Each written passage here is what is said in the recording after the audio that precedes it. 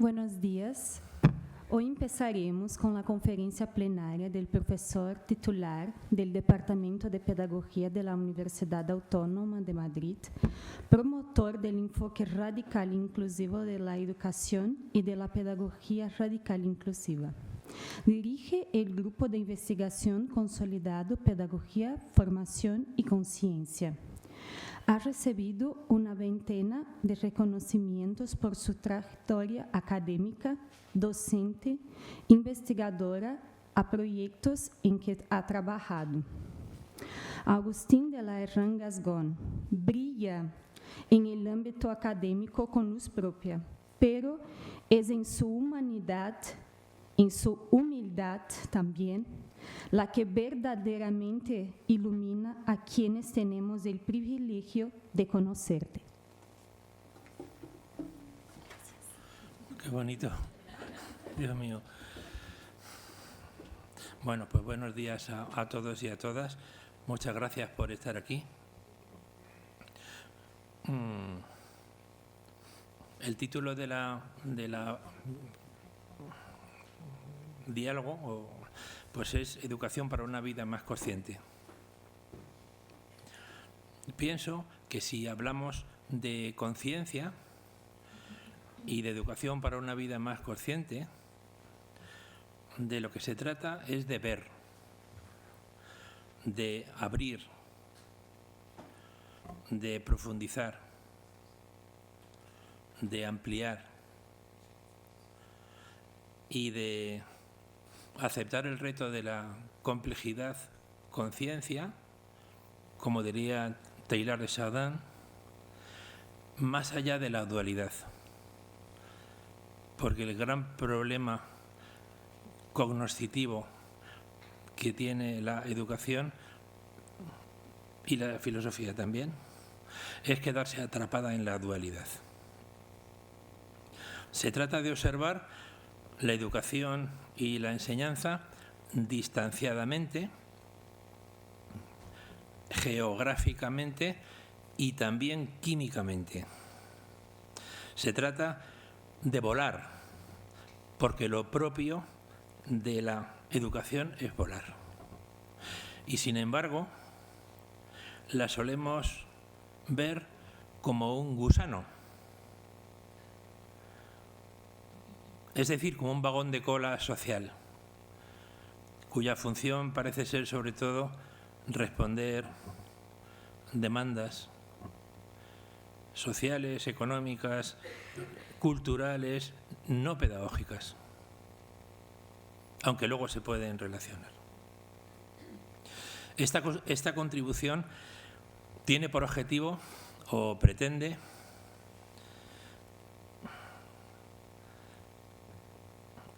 detenerse en algunas cuestiones que podrían ayudar a que el gusano se convierta en mariposa o polilla.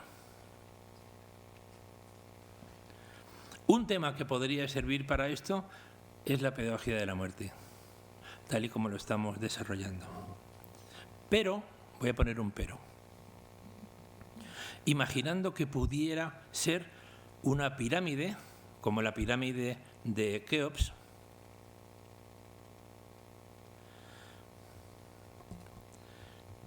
cuyos cimientos serían las dimensiones de la pedagogía de la muerte que Pablo desarrolló magníficamente ayer.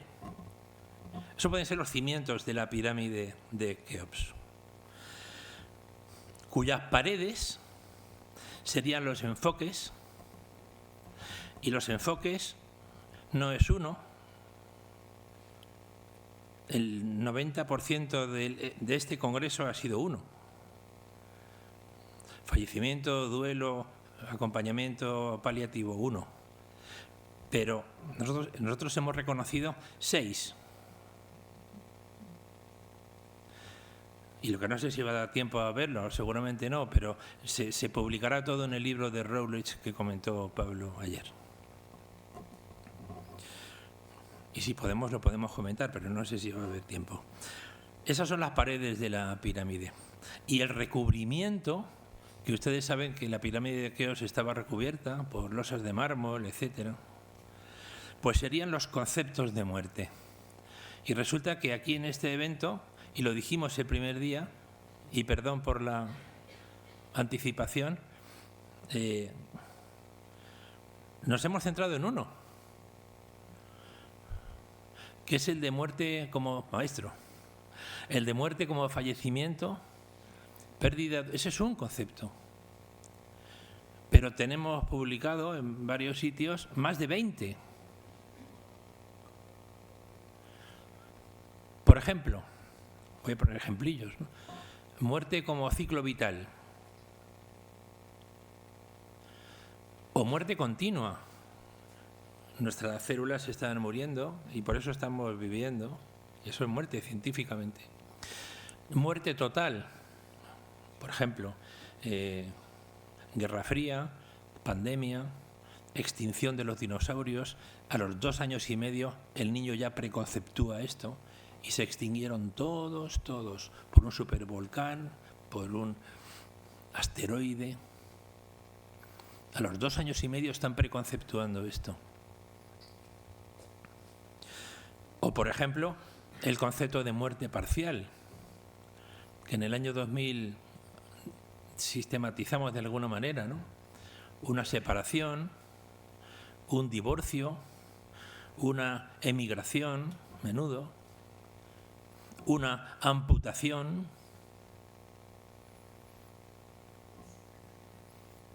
una pérdida, viene un virus y perdemos todo. Hoy día hay recursos en la nube, pero y si lo perdemos todo es que hay que elaborar un duelo, porque es que, imagínate, o sea...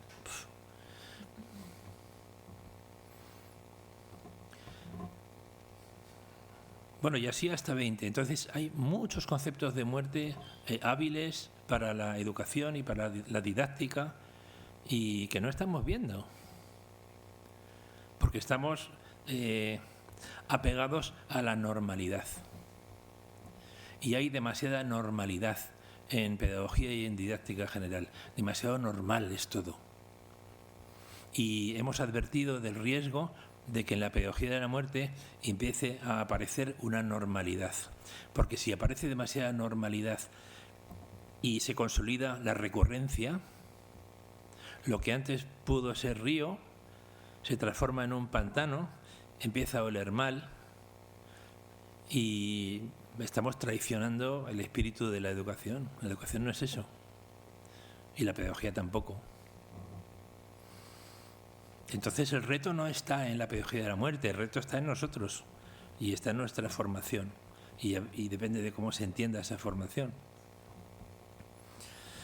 Bueno, esa pirámide de Keops, compuesta por esas dimensiones, esos enfoques y esos conceptos, que es el recubrimiento,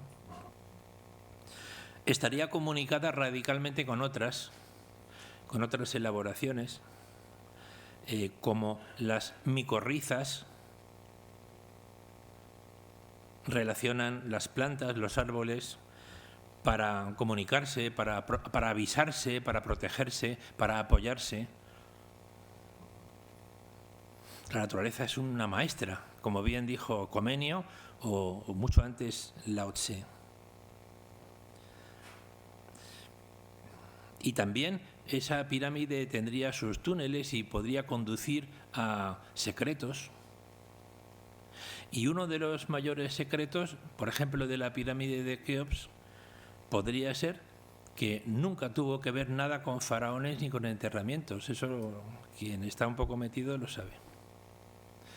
Y parece ser, o pudo ser, porque hay marcas de agua, que fue un sistema de gestión de agua pensado para la población. Eso tiene mucho sentido. Hay marcas de agua dentro de la pirámide, se han dado cuenta hace poco.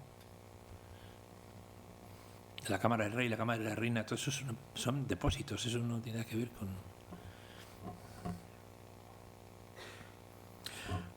O sea, que a lo mejor la muerte, o la pedagogía de la muerte, no tiene como contenido principal la muerte. Claro, ese es el sentido de la metáfora.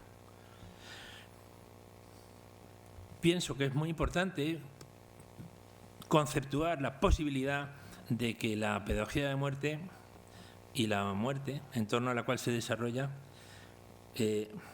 solo sean o sobre todo sean un atrio, una puerta que atravesar. Es decir, lo más importante no es que sea una disciplina para la investigación, ni que sea una fuente de formación para la ayuda. No. Lo más importante es que puede ser una puerta, una antesala, un atrio. Hay un cuento zen muy bonito que recuerda el maestro Deshimaru. Dice que un monje que se llamaba Choro fue a visitar a otro monje que se llamaba Kisan, y Kisan le dijo: por favor, deje al huésped fuera y pase por el atrio. Tiene dos significados muy potentes y muy profundos. Uno es entra sin ego, y otro es, para pasar no hace falta que hagas un butrón, ni que fuerces la cerradura, ni que entres por la ventana, porque esta puerta siempre ha estado abierta y la muerte siempre ha estado abierta. Lo que pasa es que no hemos pasado. Nos hemos quedado enganchados, como los mosquitos, a las trampas esas que se quedan pegados, o las telas de araña. Así nos hemos quedado. Y ese es un problema de tipo formativo. Y a partir de aquí, continuando con la idea o la pretensión de abrir, de aceptar la complejidad no dual, pues se me ocurre comentar algunas cosas. Además de la pedagogía de muerte y además de la multiplicidad de conceptos y de enfoques, además de ese intento de apertura, pues por ejemplo, algunas cuestiones sobre educación, si les parece, ¿no? Que a lo mejor, bueno, pues la que nos dé tiempo, porque 5, 6, 7 cositas, ¿no? Por ejemplo,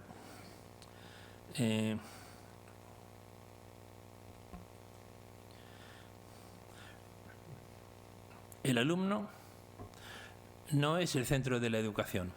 Esa es la primera. O sea, lo voy a plantear en forma de posibles errores radicales. Los errores radicales, pues es un constructo, digamos, nuevo, que definiría errores muy graves que estamos cometiendo en educación, pero que como las raíces de los árboles no se suelen ver. Por eso el apellido radical.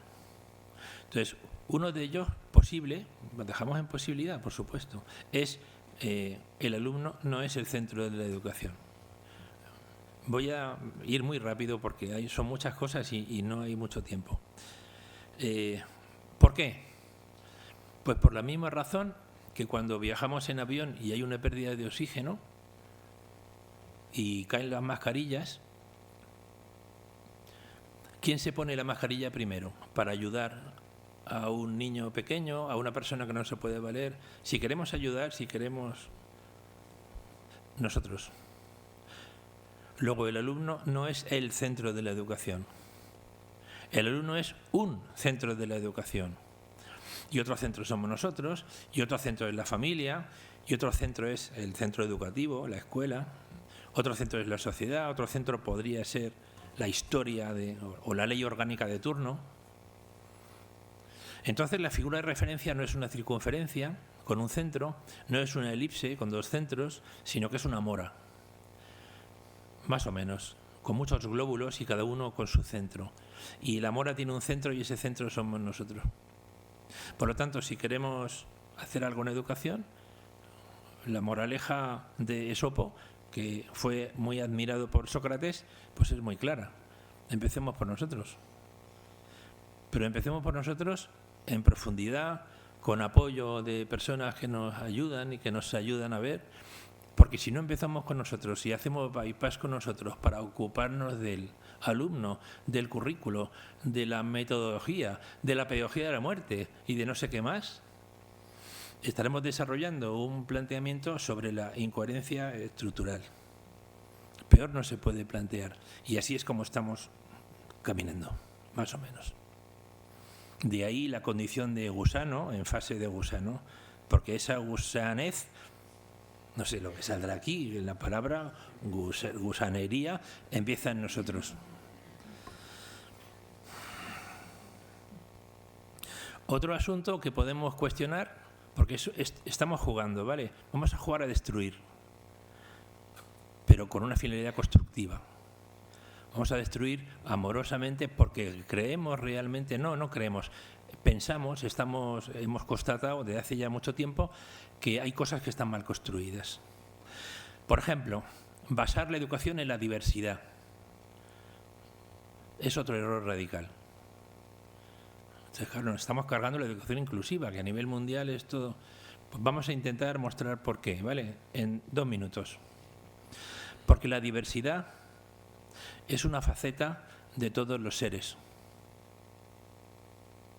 Pero cualquier ser, por ejemplo, seres humanos, tienen otras facetas a su mismo nivel.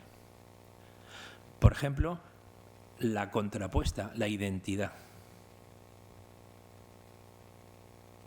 Si todos los seres son diversos y además son idénticos, invitamos a Fichte o a Hegel, pues serán semejantes. ¿Es posible basar una educación en la diversidad? Sí, se está haciendo. Muy bien. ¿Necesario? ¿Suficiente? No. Porque si hablamos de educación inclusiva, incluyamos la identidad. Porque por ahí está fallando el ser humano. Y por eso el planeta Tierra está roto, lleno de muros y lleno de grietas, porque la identidad del ser humano no se está trabajando, no se está ni viendo, no se está sintiendo. Aquí tenemos a un maestro, Andrés, ¿dónde está Andrés?, que hace su tesis doctoral sobre la mayor unidad del ser humano. Una educación para una mayor unidad humana. Y es una tesis inusual, como el tema de la muerte es inusual. Pero vamos a ver, ¿pero en qué cabeza cabe que estos temas sean inusuales? ¿Pero cómo es posible que sean inusuales? ¿Cómo es posible, como dijo el profesor Callejo ayer, que es totalmente cierto, después de la pandemia, hubo muchas publicaciones sobre la pandemia, pero ni una sola aportación sobre el tema de una educación que tenga en cuenta la muerte a raíz de la pandemia? Pero tiene algún sentido, claro, si es que lo que sobre todo hubo fueron muertes. Pues no se reconoció esa necesidad, porque nuestra mirada es cortical, no es radical. Entonces no se ve, claro. Bueno.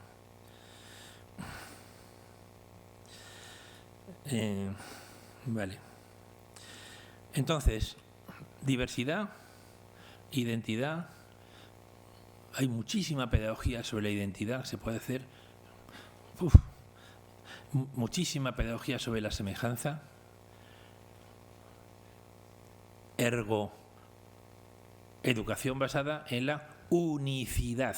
Y ahí se sintetizaría todo. Y eso sí que es científico, porque ni si 2 centímetros cuadrados de huella dactilar no los hay iguales en todo el universo, pues ustedes me dirán 2 centímetros cuadrados de cortes. O sea, que lo que sobre todo somos seres únicos, científicamente únicos, pero esa unicidad incluye, si estamos hablando de educación inclusiva con mayúscula, y por ahí va un artículo que acabamos de presentar el profesor Pablo Rodríguez y yo, para dar este salto cualitativo en la educación inclusiva, que se ha quedado dormida, pues habrá que incluir estas dimensiones. Y si no, es una educación inclusiva dual, que es lo que hemos dicho, que esa es la trampa de la que ya advirtieron pues grandes maestros en la historia de la educación y de la filosofía. Bueno. Formación del profesorado. No estamos formando al profesorado. no. Porque estamos quedándonos en la periferia, hay una centración en la práctica, como mucho en la reflexión sobre la práctica. ¿Eso es formar al profesorado? ¿Qué va? Lo dijo Mar Cortina ayer. Dijo, el mayor regalo que podemos hacer a nuestros alumnos, dijo, es pulirnos, ¿no? Pulirnos. Fíjate que el pulirnos, que es muy bonita palabra, tiene que ver con perder. Porque cuando se pule, se elimina. Y cuando pules, ¿qué es el enfoque educativo del Oriente clásico? No es, sí debió serlo mucho más, pero fundamentalmente es Oriente clásico. También lo fue con Sócrates, etcétera, pero mucho menos se ha trabajado eso, por desgracia.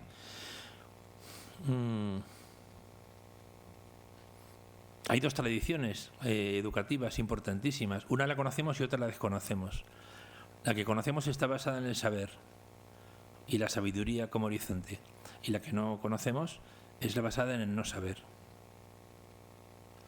que es la que se asienta sobre la meditación. Meditación, no mindfulness.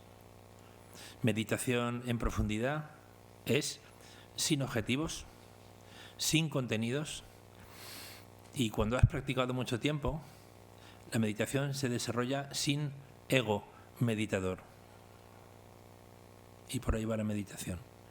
No tenemos ni idea de qué es todo eso, porque nos lo han hurtado. Y tenemos la suerte / limitación de tener como base de nuestra educación ahora la filosofía. Y eso es una suerte y es una limitación, porque la filosofía tiene un límite, desde el cual deja de ser filosofía, para ser otra cosa. Cuando Bertrand Russell viaja a China, al volver dice el Tao, la enseñanza del Buda, no es filosofía. No, claro que no es filosofía, pero no dijo que era. Lo que pensamos que podría denominarse como algo válido es algo así como educación profunda o saberes para una educación o para una vida más consciente. Por ahí va. ¿Pero eso qué? Pues educación. ¿Quién se ocupa de la educación? La pedagogía. ¿Esta pedagogía, la alopática?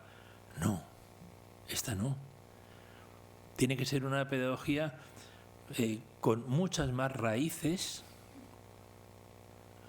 de las que tiene, porque está creciendo y se está desarrollando, pero no está evolucionando.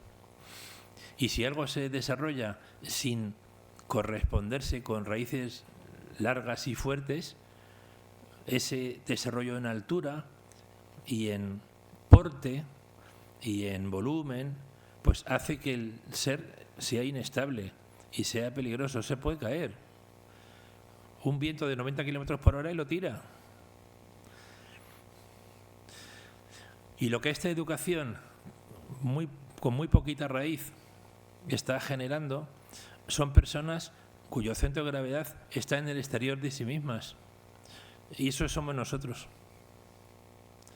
Nos ha sesgado hacia la superficie y así, pero no hemos iniciado la educación profunda. Porque nuestra educación se basa en saberes disciplinares, en valores, en compromiso social, transformación social, paradigma sociocrítico, incluso positivista, interpretativo, todo eso. Los paradigmas son insuficientes todos, porque ninguno de ellos se ocupa de la raíz. Una vez Thoreau le preguntó a Emerson,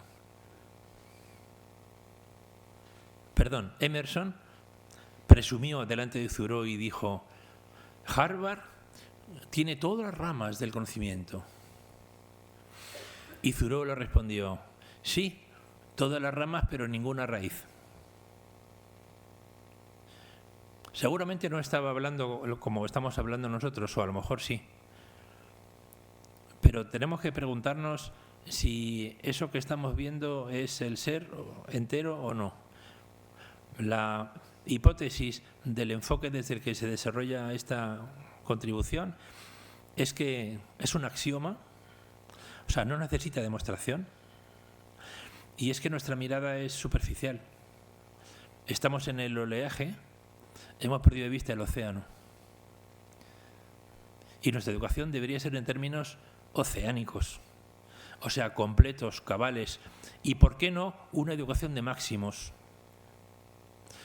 Vamos a buscar a los paradigmas, a los ejemplos de esa educación de máximos. ¿Dónde están? ¿O quiénes son? ¿Cuáles son los Messis? ¿Cuáles son los Ronaldos de esta educación? De máximos, de esta educación radical e inclusiva o total, o por lo menos con aspiración a total. Para mí, tienen que ser personas no sesgadas, no metidas en ismos, lo más asépticas posible y con la mayor evolución interior posible. Para mí hay ejemplos por ahí, no muchos. Por ejemplo, los 3 maestros del Tao, Lao Tse, Chuang Tse, Lie Tse. Por ejemplo, el Buda Gautama, el Buda número 28, Siddhartha Gautama. Por ejemplo, en época contemporánea, Krishnamurti, Ramana Maharshi, quizá Gurdjieff, quizá algún momento Nietzsche, no sé. ¿Por qué? Porque se aproximaron al formato de persona despierta en cuanto a conciencia se refiere. Bueno, la gente más despierta, la gente más consciente, es la que debería de ser referente para una educación basada en la conciencia, no sé qué os parece. Y la sabiduría puede no llegar a esto. O sea, el modelo nuestro de sabiduría no llega al modelo de los Budas en Oriente Clásico. Buda significa despierto. ¿Y por qué no sintetizar las dos tradiciones e intentar crear una base epistemológica sobre la que construir? Porque mucho de lo que nos falta vendría de allí.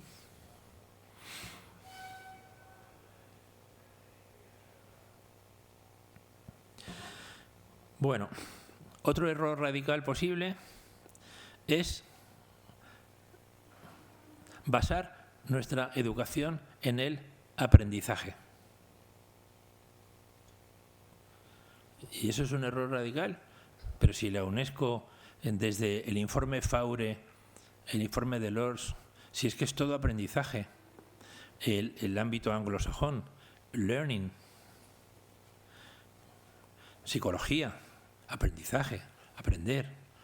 Ayer comentamos en una mesa el hecho, no sé si están de acuerdo, pero yo pienso eso, que muchas veces el desarrollo, el hiperdesarrollo de la psicología y la psicologización de la pedagogía y de la didáctica se ha traducido en hipertrofias que han distorsionado la educación. Entonces, hace tiempo fueron la conducta, ahora las emociones y también la salud mental y el aprendizaje. Y bueno, es que la autoestima hace tiempo, bueno, es que, bueno, si eso es importante, claro que es importante. Lo que pasa que es que todo lo que se hipertrofia, pues lo que hace es distorsionar el sistema epistemológico y nos hace perder tiempo, pero nos hace perder muchos años. Las competencias también vienen de por ahí. Hay un autor muy importante que es Viesta. Claro, Viesta se pregunta, claro, si es que situaciones de aprendizaje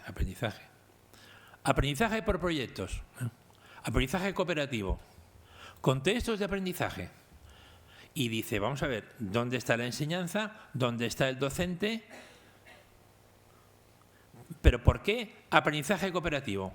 Si me estás hablando de una metodología de enseñanza. Diseño universal de aprendizaje. Por eso Pablo y yo publicamos un diseño universal de la enseñanza formativa. Dijimos, pues toma, sin ningún éxito, claro, no lo lee nadie eso, pero bueno, es parte del juego, ¿no? Entonces, Biesta cae en la cuenta de que se ha difuminado, se ha perdido de vista al educador o la educadora y se ha perdido de vista la enseñanza. ¿Por qué? Pues está muy claro por qué. Porque en la epistemología anglosajona la pedagogía no existe.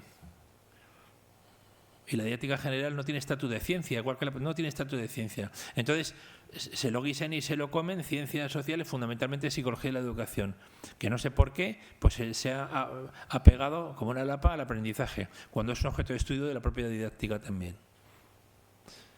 Y todo eso lo estamos traduciendo a didáctica y a psicología, y nuestros propios compañeros lo están desarrollando. Y no se dan cuenta cómo se está disolviendo, la didáctica general se está disolviendo, se está difuminando y la pedagogía no se está fortaleciendo.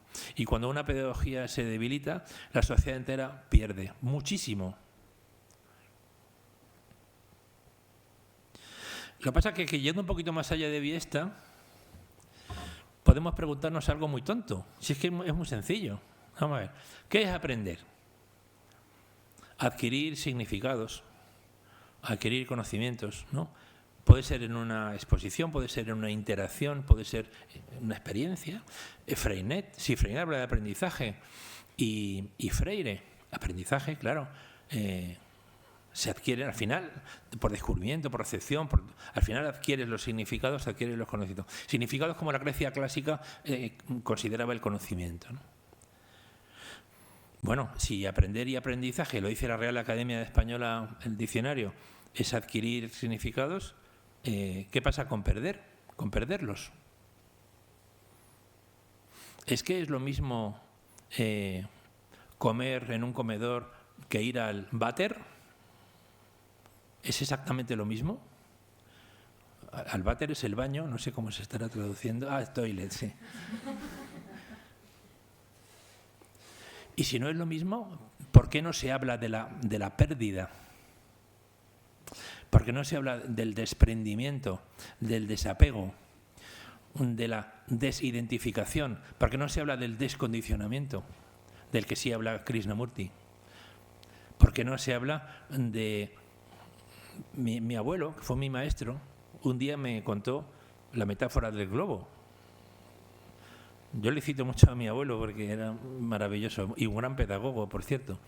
Entonces un día me dijo, ¿quieres que te cuente la metáfora del globo? Dije, claro, hombre. Dice, pues un globo necesita energía, necesita presencias, necesita seguridad, necesita también un logotipo, necesita pues viajeros o lo que sea y gente que cuide. Pero, si no soltamos lastres y no soltamos cabos, ese globo no se va a elevar jamás. ¡Qué bueno! Oye, otro ejemplo.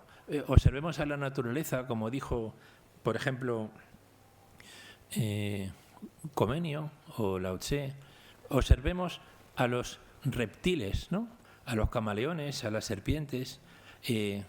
Pierden la vieja piel, la pierden. ¿Y por qué la pierden? La pierden porque crecen. Es un indicador de crecimiento. Y como crecen, la pierden. Y los insectos, también. El exoesqueleto para afuera. ¿Por qué? Porque crecen. Pero es muy importante la pérdida. ¿Y por qué en nuestra educación la pérdida, que no es aprendizaje, porque es lo contrario, no está incluida? ¿Por qué? ¿Cuántas competencias están formuladas en términos de pérdida con la que se gana? O sea, de lastre, de cabo, ¿cuántas? Te doy 1 millón de euros si me encuentras una, y si no las encuentras me das 10. Y no las encuentras porque no las hay. Y objetivos didácticos en términos de pérdida, ¿cuántos? Y pérdida en dos niveles. Hay un nivel superficial, que es el nivel de saberes, perder saberes. Y a eso podemos llamarlo desaprendizaje. Pero si hablamos de un nivel más profundo y hablamos de perder el ego, en el sentido de Santa Teresa, por ejemplo, morir cada día, morir, perder. O en el sentido del mismo Buda, que hablaba de perder el ego, perder, eliminar. Entonces habría que hablar de eliminar, de desegotización, de pérdida de ego o algo así. Y eso es novedoso. Eso es más viejo que la tos.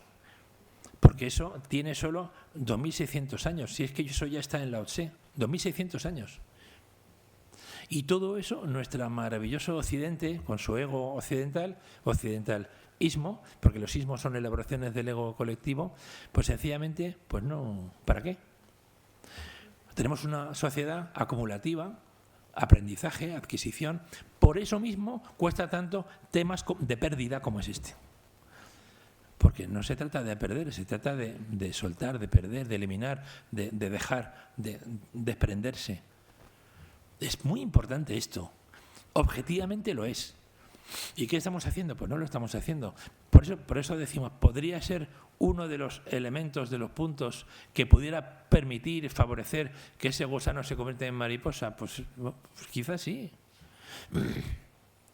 Otro contenido que podemos, si quieren, incluir en este repasillo de cosas. Fines de la educación. Fines de la educación. Bueno, pues hay trabajos que los sistematizan y los expresan, y Héctor Monarca, gente muy importante, compañero de aquí, de la facultad, ha hecho trabajos importantes. Y entonces vas y los miras en ese texto o en otros, y los lees y dices, mi conclusión es, pero hombre, resulta que si observamos la educación con un concepto diferente al concepto que la pedagogía ha aportado, por ejemplo, un concepto muy sencillo, es el más corto que hay, ¿eh?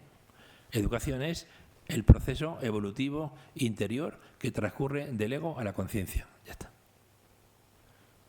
Eso es educación para nosotros, para mí. Si observamos la educación con esta perspectiva,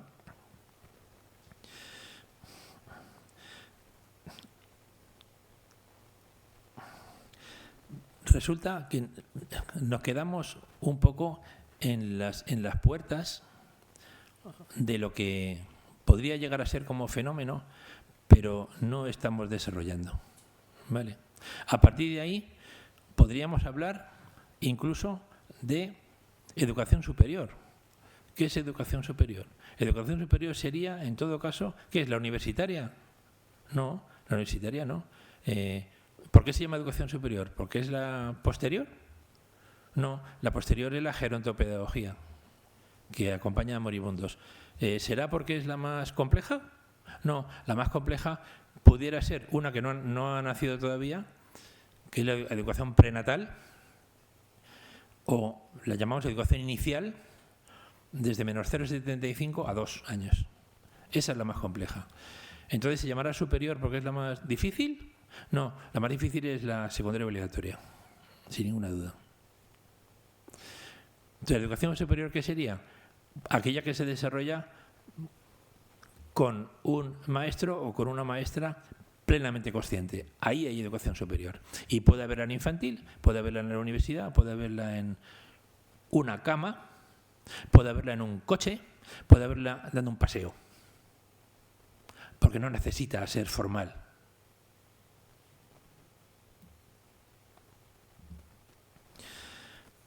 ¿Alguna cosa más que podemos, si quieren, compartir? Algo sobre currículo. Ya 10 minutos. Gracias. Pues lo último que comentamos es esto. Hay como muchísimos más temas, y luego si quieren le digo dónde pueden encontrar estas cosas, ¿vale? Porque todo esto es llevamos 30 años con ello, o 40. Entonces hemos hecho una sistematización hace poco en un librito que sale ahora, que se llama Errores radicales de nuestra educación. No ha salido todavía, sale en un mes, ¿vale? Errores radicales de nuestra educación. Si quieren, ahí está. Currículo. Nuestro currículo es plano. ¿Es plano? Es bidimensional. O sea, no tiene profundidad. ¿Y por qué bidimensional? Pues porque tiene 2 dimensiones. Una, disciplinas. Matemáticas, lengua, inglés, francés, tal. Otra, temas transversales, dimensión transversal, donde estarían las competencias, que son transversales, y estarían pues los temas transversales de toda la vida: educación para la paz, consumo, sexual, salud, democrática, todo lo que ustedes quieran, maravilloso. Encargos sociales a la escuela, maravilloso, menudo salto que se dio en el año 81-82 con los programas renovados aquí en España, por lo menos. Ahí se mencionan, se desarrollan con ANLOCSI. Esas son dos dimensiones. Pero hay una tercera dimensión, que es la dimensión radical, o sea, disciplinar, transversal. La tercera es la radical. Pues como es la tercera, esa es la que da profundidad, claro, porque da tres dimensiones. La radical, ¿por qué estaría compuesta? Por temas fundamentales que no los está desarrollando ni los organismos internacionales, ni UNESCO, ni OCDE, ni la Unión Europea, nadie, ninguno. Ni la pedagogía no lo está desarrollando. Son temas esenciales, pero que no se demandan. Un ejemplo es la pedagogía de la muerte. Son temas que se necesitan, pero socialmente no se demandan. Y lo que ocurre es que en educación y en pedagogía no todo tema que se necesita se demanda. Claro, es que es lógico. Un niño pequeño tampoco te demanda fruta, demanda chuches. Porque no ve, le falta visión, le falta conciencia, ¿no? Y de estos temas radicales habría dos clases. Unos serían temas radicales deseables. ¿Los deseables cuáles son? Por ejemplo, una educación que tenga en cuenta la muerte. Por ejemplo, el amor. Aquí está Trinidad, experta en el tema. Alicia, son personas que han trabajado esto en investigación. El amor. ¿Dónde está el amor en el currículo? Búscalo. ¿Y no tiene algo que ver con lo que le falta a la humanidad? Es que es otra vez lo mismo. Pero vamos a ver, ¿cómo es posible que si un extraterrestre viniera y dijera, vamos a ver, chicos, ¿qué coño estáis haciendo con la educación? Si lo que necesitáis no lo estáis incluyendo. Pues más o menos así es. No, la preocupación es el desarrollo tecnológico que tendrán los extraterrestres. Pero por favor. Otro tema radical deseable, 2 minutos. No está. 2 minutos. Es, por ejemplo, la propia conciencia, la humanidad. ¿Dónde está la humanidad? Si la humanidad está rota. Es la tesis de Andrés Chulde, ¿no? Una educación para una humanidad más unida, ¿no? Cuando hay y ha habido culturas y ha habido pueblos originarios unidos con la naturaleza, unidos con la humanidad, unidos con todo. ¿Y nosotros qué hacemos? Romperlo todo. Grietas, muros. Hemos pasado del individualismo a formar parte de colectivos enfrentados a otros. Y lo que decíamos antes, fines de la educación. Entre los fines de la educación no hay dos. Dos no están. Que son los fines más importantes de la educación. Por lo tanto, los fines de la educación no son los fines de la educación. Los que faltan son, 1, educación para una vida más consciente, ni rastro. Y otro, educación para una humanidad más unida. O para la unidad humana. Tampoco está. ¿Pero cómo es posible que no esté? Pues no está.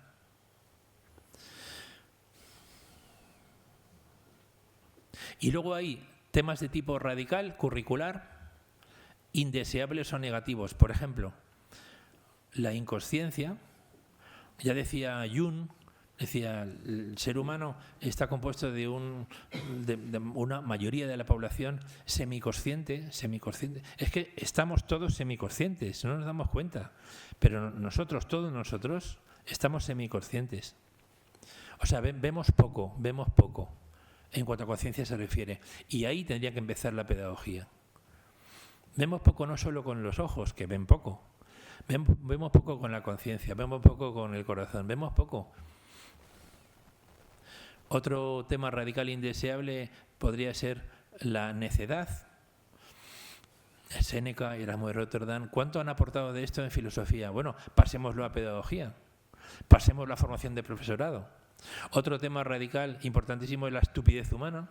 La estupidez humana es la estupidez, pero si es que está muy estudiada la estupidez, no sé si ustedes lo saben. Hay teorías serias sobre la estupidez. Pasemos la formación de profesorado, es muy importante, porque hay muchísima. En educadores, a nivel social. Otro tema radical indeseable, sobre eso hemos publicado un artículo hace poco, la inmadurez generalizada de la sociedad. O sea, grandes poblaciones de adultos que responden a patrones preadolescentes, y entre todos esos adultos adolescentes estamos nosotros. Por lo tanto, íntimamente asociado con la mediocridad. José Ingenieros, el hombre mediocre, mediocridad muchísima. Y la educación no tiene algo que decir en esto. Lo que pasa es que esa tercera dimensión curricular, y un minuto, no actuaría como el currículo convencional. No, sería una dimensión curricular para las raíces de la educación, de la enseñanza, o sea, para el profesorado. Para el profesorado, educación que incluye la muerte en profundidad. El profesorado, hay que trabajar la conciencia, hay que trabajar el ego, que es otro temazo. Hay que trabajar la estupidez y la necedad, Erasmo de Rotterdam, hay que trabajar todo eso, pero trabajarlo íntimamente, dentro de uno. Ese es el trabajo profundo, importante, ese es el pulido que decía Marc Cortina. Y esa es la dimensión curricular necesaria, es el centro de la mora. Conecta con física cuántica, ¿no? Universo, no da tiempo a verlo aquí, pero hemos desarrollado uno de los conceptos de muerte, uno de los enfoques de pedagogía de muerte, conecta directamente con física cuántica y desarrolla multitud de líneas, de ejemplos de líneas de investigación. Y vamos beyond, más allá de todo, porque si no nos quedamos atascados. Bueno, ya, gracias, muy amable.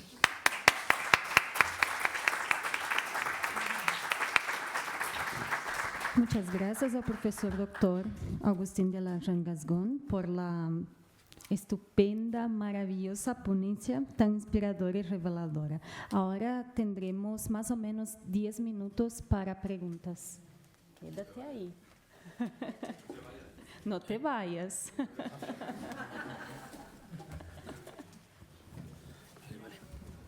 Buenos días. Oye, yo siempre que te escucho sigo aprendiendo de ti, te lo digo con todo el cariño del mundo. Y te voy a hacer una pregunta que es el lema que tienes ahí detrás. No sé cuál es. ¿Qué más debemos hacer? Quiz ultra fácil. Porque tú, por ejemplo, toda la sabiduría que tienes, ese bagaje que intentas impregnar en tus doctorandos, en la gente que te conoce, te oímos y la pregunta es, ¿y qué hacemos? Hay un tema de tipo radical que es la meditación. Y sin meditación no hay educación, ni hay formación. Y lo que haya es periférico, es apariencia, es, como diría Nietzsche, superfluo. La meditación habría que incluirla. Yo creo que se puede practicar, hay muchas formas de practicarla. Yo cuando era joven practiqué en arte marcial, escena en movimiento y todo eso. Y ahora la practico de otra manera, pero yo pienso que la meditación es una forma de empezar muy, muy buena. En todo caso, la forma de empezar tiene que ver, es otra metáfora que igual puede ser útil, con pinchar el compás en un lugar y como prioridad antes de centrarse en la curvatura que ese compás va a describir. Entonces, el problema de por ejemplo, la formación de profesorado es que tenemos el centro de gravedad atencional en la curvatura, que es en la práctica. Y eso para mí es el gran error, porque la práctica y la reflexión son efectos de la formación. Entonces, que si queremos ocuparnos de la periferia como en primer plano, pues estamos construyendo mal. Tenemos que ocuparnos de lo esencial y de la periferia a la vez. O sea, no dual. Pero la cabeza va adelante y la cola va detrás. Porque si no, nos puede pasar lo que le pasó a la culebra manchega, que un día le dijo la cola a la cabeza que siempre iba de traje. ¿Qué pasa? ¿No? Que no era justo. Y entonces se dio la vuelta y empezó a reptar con la cola por delante, pero un tractor manchego pues la mató entera, claro. Jo, que no. Hay tractores... Los euros. Hola, buenos días. Hola. Soy estudiante de segundo de infantil de esta universidad y mi duda es, antes mencionabas la diversidad y la identidad y simplemente quería saber a qué te refieres exactamente con identidad, si es más como característica del ser humano o refiriéndote a orígenes, etcétera, de los estudiantes. Gracias. Pues gracias por tu contribución. Mira, una de las cosas... Voy a mirar un poquito. Una de las cosas que en el trabajo este de errores radicales de nuestra educación se menciona y que pienso que puede ser interesante es la relevancia que debería tener en nuestra ciencia, en nuestra disciplina, ciencia social, la pedagogía o la didáctica general, las verdades absolutas. Porque por decreto se tiende a decir no hay verdades absolutas. Digo, pues si no hay verdades absolutas, pero para nosotros. Porque epistemológicamente no es nada malo que las haya, puede ser muy bueno que las haya. Porque es un elemento constructivo epistemológico y solo una falta de formación noseológica y epistemológica te hace despreciar las verdades absolutas. Entonces, pudiera ser que alguna de estas verdades absolutas sirviera para esa dimensión de unidad. Y te voy a leer algunas, ¿vale? Y dime si en el trabajo se desarrolla y se explica por qué se proponen como verdades absolutas, ¿no? Primera verdad absoluta: el ser humano es mortal y finito. Si vemos lo que es verdad absoluta, vamos a ver si cuadra. Bueno, igual la puedes ver por ahí, pero podemos decir que a lo mejor se puede admitir de entrada, ¿no? Segunda, el ser humano es predominantemente ignorante. O sea, Newton escribió a mano, por lo visto, en un ejemplar de los Principios de Matemática que tenía, cuando murió se lo encontraron, y tenía escrito una frase que era: conocemos una gota, desconocemos un océano. Eso significa somos predominantemente seres ignorantes. Y eso es una maravillosa noticia. Porque un premio Nobel que esté formado en profundidad sabrá que en lo suyo es un ignorante. Y eso es una maravillosa noticia. Entonces de ahí hay que partir. Conocimientos previos a Ausubel, Brunner. Venga ya, hombre, por favor. Sócrates. O Confucio, que lo dijo antes y yo creo que mejor. Un diálogo entre Confucio y Yeu, un discípulo suyo, y Confucio, que era un maestro un poco cabrón, le preguntó a Yeu, ¿qué es el conocimiento? ¿Qué es el verdadero conocimiento? Y dijo Yeu, maestro, otra vez, otra pregunta de las suyas. No lo sé. Dígamelo usted. Y entonces dijo: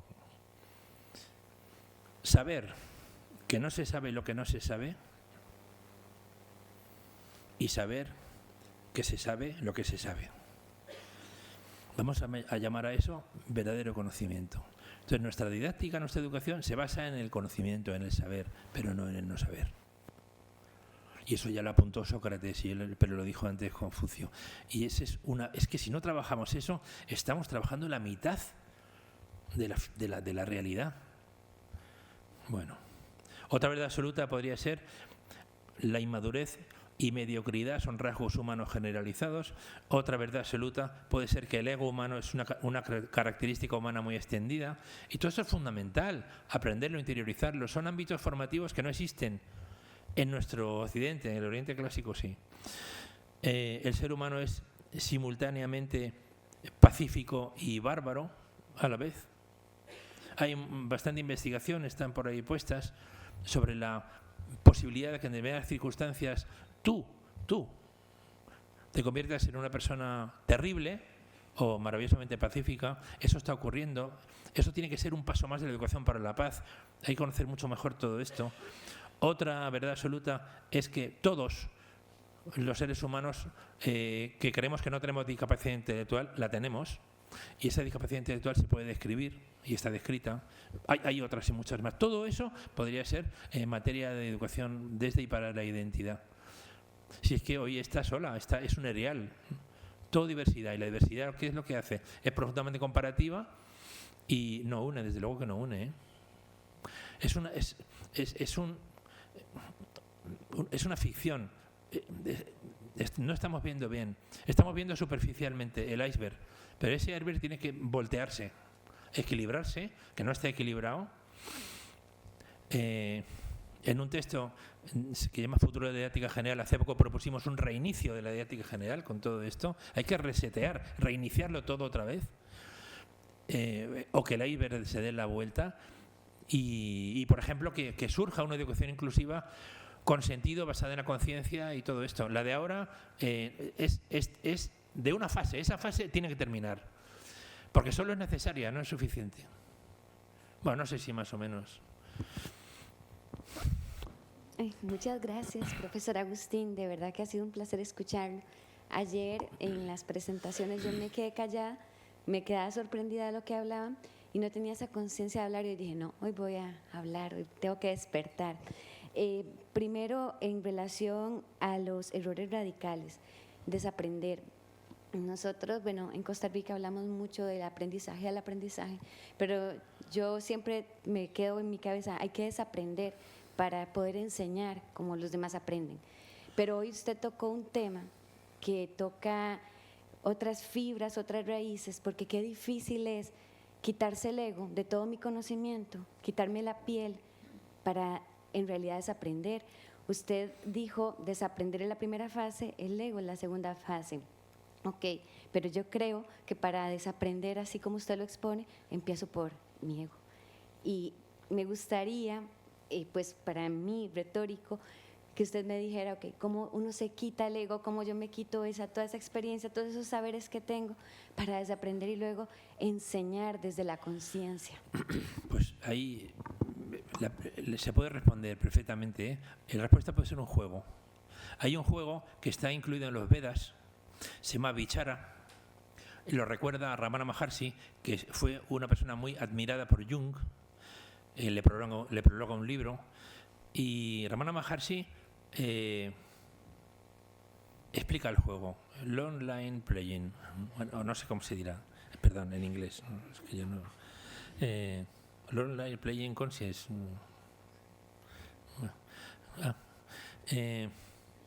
El juego consiste en responder a una pregunta. ¿Quién, esencial o profundamente, yo no soy? Entonces puedes empezar. Yo no soy mi nombre porque lo tengo. Si lo tengo no lo soy. Yo no soy mi nacionalidad porque la tengo. O sea, el aleteo de una mariposa y hubiera nacido en otro lado. Yo no soy mi nacionalidad. Yo no soy mi ideología política. Que tú imagínate lo que significa esto, ¿eh? O sea, claro, ¿tiene sentido desidentificarte? Bueno, o pones todo el centro de gravedad existencial en tu capa número 14. Pues tú verás. Pero si la conciencia da de sí, entonces la cosa es ir desprendiendo. Podrías llegar a yo no soy mi edad, podrías llegar a yo no soy mi sexo, podrías llegar a yo no soy mi cuerpo. Entonces, ¿qué pasa? Que podemos entroncar con la conciencia universal, la supraconciencia, se puede entender de otra manera. Ese es el sexto enfoque. Tiene que ver con lo que pasa con las ECMs, lo que pasa con alguna posibilidad de proceso generado en una realidad que no es esta, porque esta realidad tiene 4 dimensiones y la física ha hablado de 11 dimensiones y de 26 dimensiones, según la teoría y según el tipo de matemática utilizado. Entonces, ¿estamos en la realidad? ¿Qué va? Estamos creyendo que estamos en la realidad. Esto no es la realidad. Es que no tenemos ni idea de en dónde estamos y en lo que nos queda por estar y por ser, ¿no? Entonces, a partir de ahí, el autoconocimiento esencial, cuya conclusión es yo no soy nada, vacío, cero, nada en absoluto, cero, nada, todo, eso es lo que se entronca con supraconciencia. Y supraconciencia se entronca a su vez con el ki de la China clásica, siglo -10, con el Brahman del hinduismo, del Upanishad y de los Vedas y de Mahabharata se entronca con el Logos de Heráclito, se entronca con Anaximandro. Es que esta gente lo dijo, pero eso es supraconciencia, eso es la posibilidad de una realidad universal. Wheeler, Page, Eddington dijeron: el universo parece comportarse como una materia mental.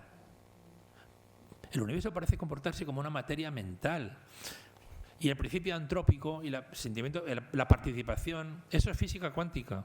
El observador modifica al observado. No solamente en el experimento de la doble rendija, sino Wheeler, por ejemplo, lo pasa a IMAC, a realidad macro. Entonces, la posibilidad de que nos identifiquemos la respuesta del autoconocimiento esencial con esa supraconciencia significa que nosotros no somos nuestro cuerpo ni nuestra conciencia cerebral. Por lo tanto, al morir, dejamos de ser existencialmente, pero no dejamos de ser esencialmente. Y de ahí viene la enseñanza de mi abuelo, otra vez, que me dijo una vez: jugar con lo existencial y ganar, pero vivir en lo esencial. Y ya está. Bueno.